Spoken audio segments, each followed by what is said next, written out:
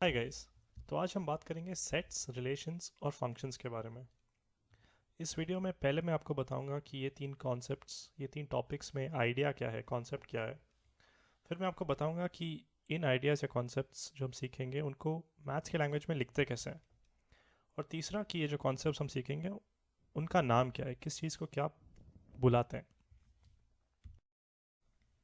तो पहला कॉन्सेप्ट हम बात करेंगे सेट्स के कॉम्बिनेशन का। तो मान लो आपके पास दो सेट है, ए और बी। ए में है आपके पास एक रेड बॉल और एक ब्लू बॉल, और सेट बी में है एक ग्रीन बॉल और एक येलो बॉल। मैं आपसे अगर सवाल करूं कि अगर आपको ए में से एक बॉल चुनना है और बी से दूसरा बॉल चुनना है, तो ऐसे कितने पेयर्स या जोड़ी बना सकते हो आप। तो अगर आपने पहला रेड चुना तो फिर दूसरा ग्रीन या येलो चुन सकते हो, तो रेड येलो ऐसे दो जोड़ी बना सकते हो। अगर आपने पहला ब्लू चुना तो ब्लू ग्रीन या ब्लू येलो ऐसे दो जोड़ी हो गए।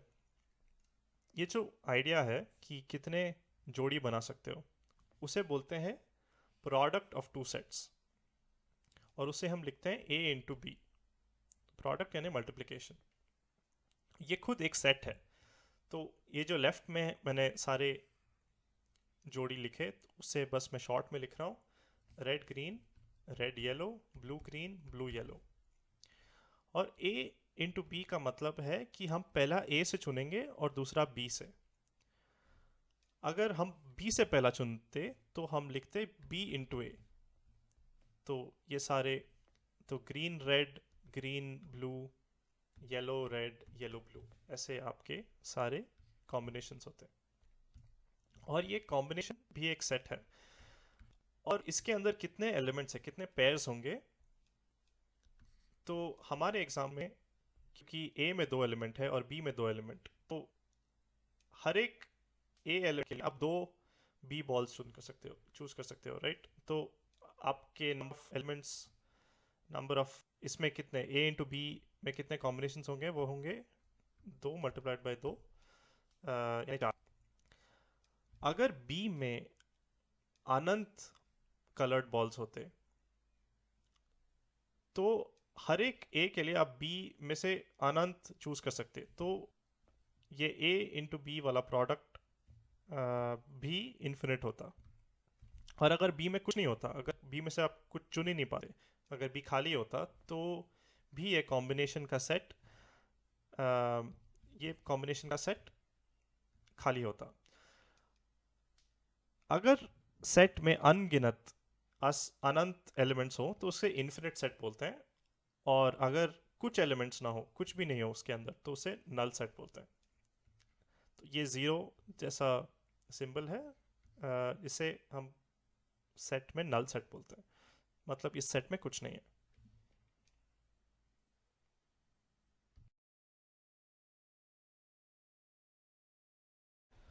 अगला कॉन्सेप्ट हम बात करेंगे रिलेशंस का। तो हम सेम एग्जांपल लेते हैं पहले का। दो सेट हैं ए और बी। ए में है रेड और ब्लू बॉल, बी में है ग्रीन और येलो। और इसमें से कितने कॉम्बिनेशंस बन सकते हैं ये दो सेट के, यानी ए से एक बॉल चुनना और बी से एक चुनना। ये रिप्रेजेंटेड है प्रोडक्ट ऑफ टू सेट से, ए इंटू बी। और इसमें सारे कॉम्बिनेशंस हैं, पहले रेड चुनना और दूसरा ग्रीन, पहला रेड दूसरा yellow, blue green blue yellow. ये सारे पॉसिबिलिटी हो गए। अगर ये सारे पॉसिबिलिटी में से मुझे कुछ कुछ पेयर्स या जोड़ी चुनना है कुछ कंडीशन के अकॉर्डिंग, तो वो एक रिलेशन है। तो अगर मैं सिलेक्ट करता हूँ सिर्फ वो पेयर्स जिसमें ग्रीन बॉल्स हैं, यानी रेड और ग्रीन और ब्लू और ग्रीन, और इसको एक नया सेट बनाता हूँ, तो ये है मेरा एक रिलेशन। क्योंकि मैं सारे कॉम्बिनेशंस में से कुछ कंडीशन के अकॉर्डिंग कुछ एलिमेंट्स चूज कर रहा हूँ और एक नया सेट बना रहा हूँ, वो ये एक रिलेशन है। ये रिलेशन को, सेम रिलेशन को हम मैथमेटिकली भी लिख सकते हैं। तो ये तरीके में हम लिख कह रहे हैं कि ये रिलेशन, मेरा रिलेशन आर एक सेट है पेयर्स का, यानी जोड़ी का, जो है एक्स और वाई। ये कोलन का मतलब है सच दैट, ऐसा कि यहाँ पे हमारा कंडीशन होगा, कंडीशन ये है कि दूसरा दूसरा एलिमेंट ग्रीन होना चाहिए और x a का हिस्सा होना चाहिए और y b का हिस्सा। तो हम कह रहे हैं कि x a से चुनो, y b से चुनो, और अगर दूसरा एलिमेंट ग्रीन हो तो ये सेट का हिस्सा है। ये सेम रिलेशन को और एक तरीके से रिप्रेजेंट कर सकते हैं, जो है डायग्राम। डायग्राम में हम क्या करते हैं कि सेट ए को डायग्रामेटिकली रिप्रेजेंट करते हैं कि सेट ए के सारे एलिमेंट्स हम दिखाते हैं ऐसे पॉइंट्स के साथ, और सेट बी के सारे पॉइंट्स हम दिखाते हैं, एलिमेंट्स हम दिखाते हैं पॉइंट्स के साथ। और हम एरो बनाते हैं कि सेट ए का एलिमेंट ए इंटू बी में ए के एलिमेंट्स कहाँ जाके जुड़ते हैं, कौन से बी वाले एलिमेंट के साथ। तो रेड जुड़ रहा है ग्रीन के साथ, ब्लू जुड़ रहा है ग्रीन के साथ। तो ये बन गया आपका एक डायग्राम, ये आपके रिलेशन का। ये डायग्राम को बोलते हैं एरो डायग्राम। सेम रिलेशन ये सेट का जो एक कंडीशन सेटिस्फाई करता है, तीन तरीके से लिख सकते हैं। अगर हम सीधा सीधा लिखते हैं तो उसको रोस्टर मेथड बोलते हैं। अगर उसका फॉर्मूला लिखते हैं हम उसका कंडीशन मैथमेटिकली, तो उसको सेट बिल्डर मेथड बोलते हैं। और अगर इसको डायग्रामेटिकली रिप्रेजेंट करो तो एरो डायग्राम बोलते हैं। अब ये रिलेशन आर, ये एक सेट है। ये सेट के साथ जुड़े चार आइडियाज हैं: इमेज, डोमेन, कोडोमेन और रेंज। इमेज, तो इमेज लेते हैं। तो इमेज में हम पूछ रहे हैं कि ए वाला एलिमेंट बी में कहाँ जाके जुड़ रहा है। तो हम ये एरो डायग्राम से देख सकते हैं कि सारे ए के एलिमेंट्स आर जी से जाके जुड़ते हैं, बी जी से जाके जुड़ता है। तो हम कह रहे हैं कि सवाल ये है कि आर बी में कौन से एलिमेंट से जाके जुड़ता है, वो है आर का इमेज। तो इस एग्जाम्पल उदाहरण में आर का इमेज है जी और बी का इमेज भी है जी। तो यह है इमेज का कॉन्सेप्ट कि कहाँ जाके जुड़ रहा है। अब है कॉन्सेप्ट डोमेन का। डोमेन का सवाल यह है कि कहाँ ये रिलेशन कहाँ से जा रहा है, कौन कौन से एलिमेंट्स से जा रहा है, ये उसका पूरा सेट है ये रिलेशन का डोमेन। तो ये रिलेशन जा रहा है आर और बी से, तो इसका सेट बन गया आर और बी। दूसरा सवाल है ये कहाँ कहाँ जा सकता है, कोडोमेन। तो ये कोडोमेन वो सेट है कि ये रिलेशन कहाँ कहाँ पहुंच सकता है, पॉसिबिलिटीज हैं। तो ये है पूरा सेट बी। तो ये है ग्रीन और येलो। तीसरा सवाल है, चौथा कॉन्सेप्ट है रेंज का। रेंज है कि कहाँ कहाँ पहुंच रहा है ये रिलेशन। ये रिलेशन तो हम देख सकते हैं कि आर पहुंच रहा है जी तक और बी भी पहुंच रहा है जी तक। तो इस रिलेशन का रेंज है जी। ये तीनों कॉन्सेप्ट, डोमेन, कोडोमेन और रेंज, ये सारे सेट्स हैं।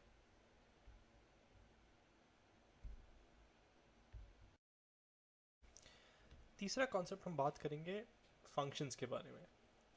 तो एक फंक्शन, एक मान लो एक मशीन है। मैथमेटिक्स में एक फंक्शन एक मशीन है और ये मशीन का काम है कुछ इनपुट लेना और कुछ आउटपुट देना। और ये फंक्शन, ये डब्बे, ये मशीन के अंदर एक रूल होता है। ये रूल बताता है कि इनपुट को कैसे आउटपुट में बदलना चाहिए।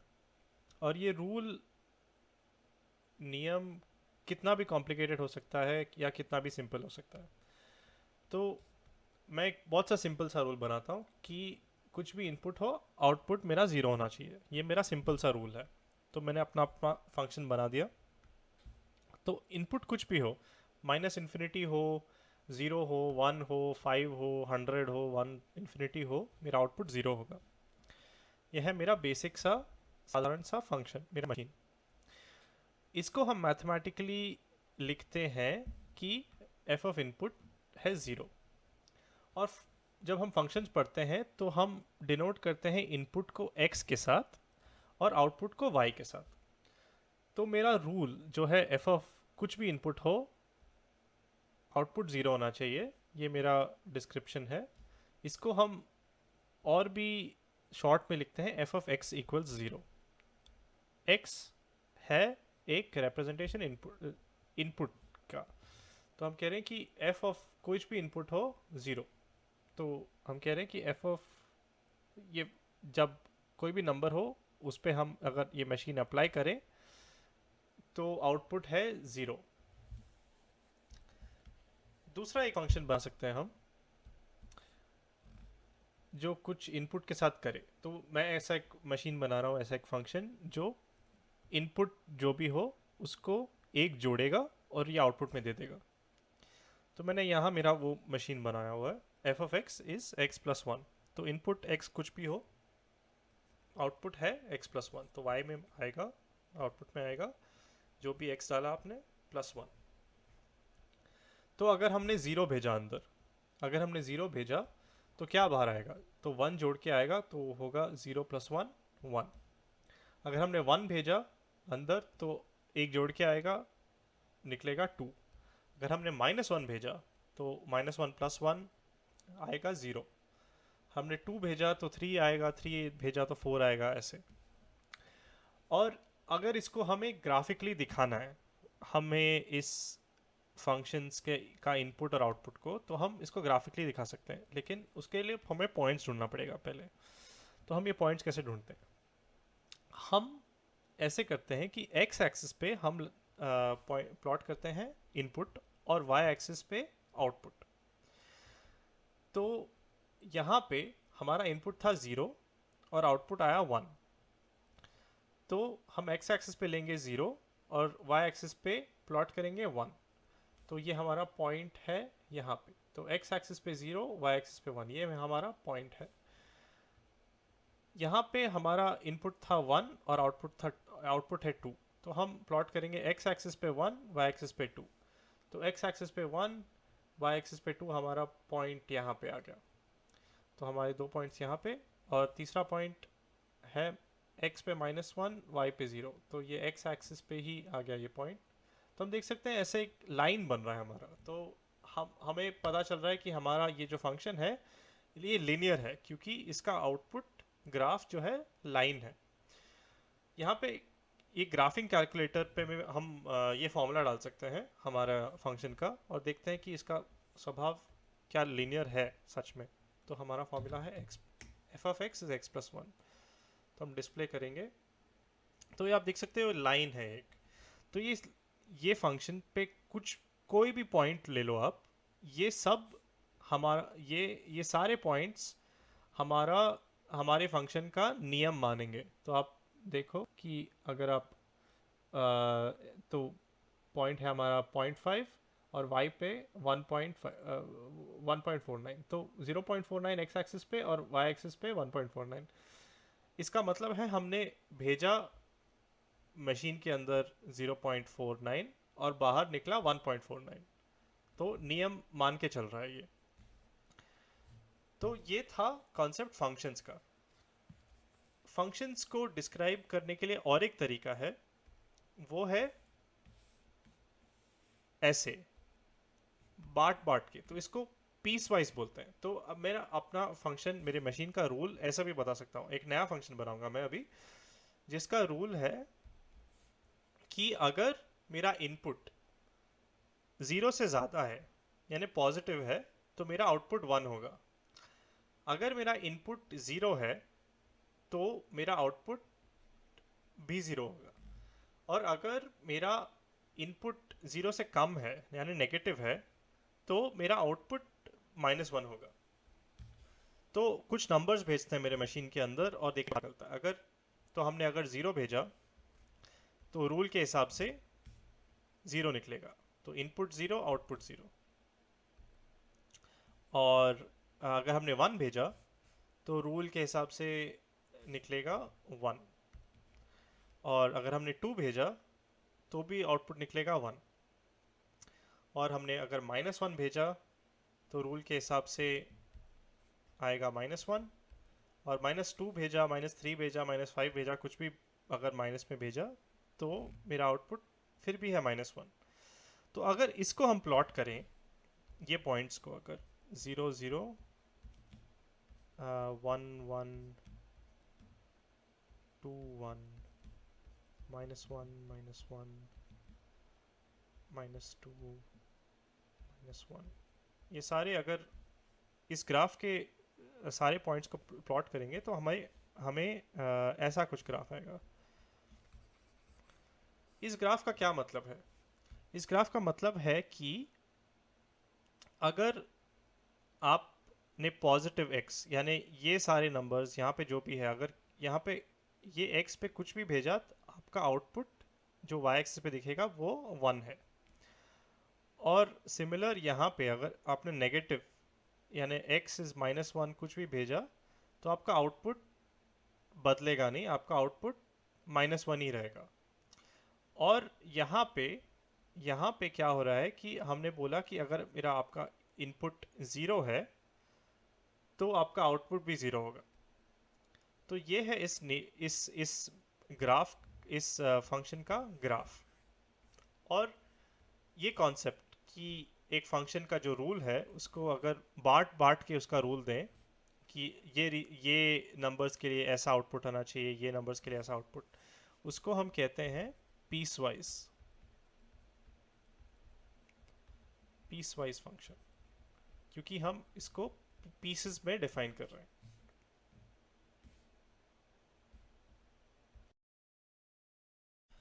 अगला मैं बताना चाहूँगा कुछ टर्मिनोलॉजी के बारे में। तो मुझे 3 कॉन्सेप्ट समझाना है, इमेज, डोमेन और कोडोमेन का। तो पहला लेते हैं इमेज का।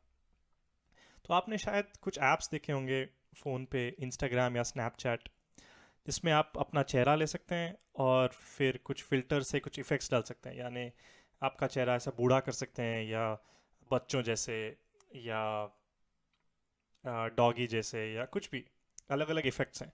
तो ये सारे अलग अलग इफ़ेक्ट्स या फ़िल्टर्स हैं। तो ये फ़िल्टर क्या हुआ? ये फ़िल्टर भी एक फंक्शन है जिसका इनपुट है आपका चेहरा और आउटपुट है कुछ आपका चेहरा के साथ कुछ इफ़ेक्ट। तो इसमें आपका फेस है इनपुट और कुछ आपका फेस और कुछ इफ़ेक्ट है आउटपुट। ये जो आउटपुट है उसको हम बोलते हैं आपका इमेज, आपके चेहरे का इमेज। तो कुछ इनपुट है आपका x, ये फंक्शन के अंदर जाता है, और कुछ आउटपुट निकलता है y। तो इस y को हम कहते हैं image of x under f, यानी x का इमेज है y। दूसरा और तीसरा कॉन्सेप्ट जो है डोमेन और कोडोमेन, इसको समझाने के लिए मैं आपको वो पहला वाला उदाहरण दूंगा। मेरा सिंपल सा फंक्शन जिसका कुछ भी आउटपुट हो, आउटपुट है 0, यानी कुछ भी नंबर डालो आउटपुट 0 आएगा। ये मेरा मशीन है सिंपल सा। तो मैंने कहा था कि -इन्फिनिटी से इन्फिनिटी तक कोई भी नंबर डालो, ये जो पूरा ये जो एक सेट है, कुछ भी कोई भी नंबर्स, इस ये मेरा इनपुट है, ये ले जा रहा है आउटपुट 0 तक। यानी ये कुछ भी नंबर डालो मेरा आउटपुट 0 ही निकलेगा। या मेरा सेट है जिसमें सिर्फ एक ही नंबर है 0। ये जो लेफ्ट में जो सेट है -इन्फिनिटी से इन्फिनिटी तक, इसे मैथ्स में एक स्पेशल नाम देते हैं, which is set of all rational numbers, और उसका एक स्पेशल अक्षर है आर। ये आर, जिसमें एक स्पेशल एक्स्ट्रा डंडी है, ये है set of all rational numbers. और हम कहते हैं कि मेरा जो फंक्शन है ये are set of all rational numbers से ले जा रहा है ये सेट तक। ये सेट में है सिर्फ 0। कहाँ से ले जा रहा है इसे कहते हैं इस फंक्शन का डोमेन, और कहाँ तक ले जा रहा है इसे कहते हैं इस फंक्शन का कोडोमेन। तो ये फंक्शन का डोमेन है R और इसका कोडोमेन है सेट ऑफ 0।